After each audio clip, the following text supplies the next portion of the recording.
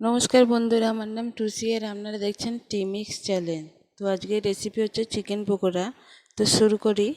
এতে আমি কিছু চিকেন নিয়েছি 10 পিসের মতো। তো তাতে আমি কাঁচা লঙ্কা, নুন, একটু খাবার সোডা আর 2টো ডিম আর অ্যারারুট দিয়ে এটাকে মিক্স করব। তো এতে আজিনামোটো দেওয়া হয়, তো বাড়িতে নেই, তো সেই হিসাবে এটাকে আমি দিচ্ছি না। তো এবার এগুলোকে ম্যারিনেট করে নিচ্ছি, ভালো করে মিক্স করে নিচ্ছি। এটাকে ভালো করে ম্যারিনেট করে এটাকে কিছুক্ষণের জন্য ঢাকা দিয়ে রেখে দিতে হবে। তো এর আগে আর একটা স্টেপ হচ্ছে, চিকেনটাকে আমি ভালো করে ধুয়ে নিয়েছি। তো নিয়ে সেটাকে আমি একটা লেবু কেটে তার রসটা জলে দিয়ে সেই জলেতে চিকেনগুলো দিয়ে 1 ঘন্টা ডুবিয়ে রেখে দিয়েছিলাম। তারপর সেটাকে ধুয়ে ভালো করে এরকম ম্যারিনেট করে রেখে দিয়েছি। তো এবার কড়াতে তেল দিয়েছি। এবার এই যে চিকেনের ম্যারিনেটটা আছে, শুধু চিকেনের গায়ে যে ম্যারিনেশনটা লেগে থাকবে সেইটা নিয়ে হালকাভাবে আমি ভেজে নেব অল্প করে। দেখতে পাচ্ছেন, তো আমি একটা একটা করে সব চিকেনগুলো দিয়ে দিয়েছি। শুধু এই যে গ্রেভিটা লেগে থাকবে, ম্যারিনেটটা যেটা লেগে থাকবে, শুধু সেইটুকু ভাজার জন্য আমি এটাকে দিয়েছি।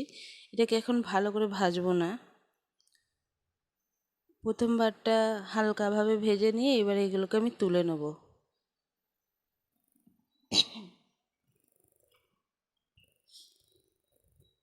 বাস হয়ে গেছে। তো এবার এগুলোকে আমি তুলে নেব আবার একটা জায়গায়।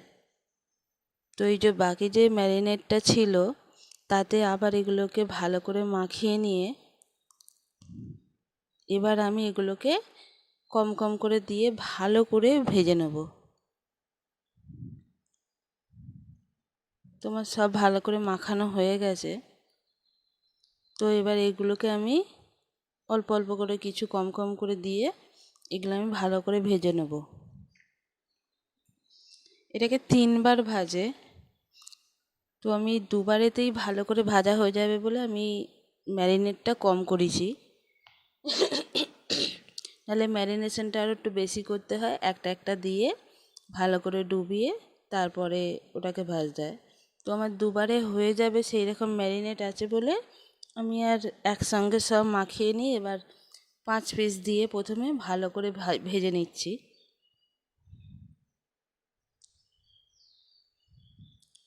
প্রথমবারে জাস্ট অল্প করে ভেজেছিলাম, তো এবারে আমি ভালো করে ভেজে নেব।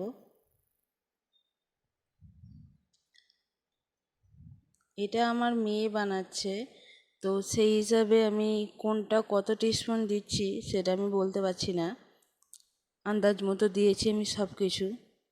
তো যখন পরে বানাবো আমি আবার, তখন আমি কোনটা কত টিস্পুন দিচ্ছি আমি সেটা বলে দেবো। তো এটা আমার একটা পিসির রেস্টুরেন্টের এটা পকোড়াটা বানানো হয়, তো আমি এটা সেখান থেকে দেখে এটা বানাচ্ছি, বাড়িতে বানাই এইভাবেই। তো দেখতে পাচ্ছেন গোল্ডেন ব্রাউন হয়ে গেছে। তো এইবার আমি এগুলোকে তুলে নেব, নিয়ে বাকিগুলো ভেজে নেব। তো সব পকোড়া আমার তৈরি, তো দেখতে পাচ্ছেন। এবার এগুলোকে গরম গরম পরিবেশন করতে হবে, সস বা অন্য কিছু চাটনি দিয়ে আপনি এগুলোকে খেতে পারেন গরম গরম। তো নমস্কার বন্ধুরা, কেমন লাগলো বলবেন। আবারও দেখা হবে পরের ভিডিওতে।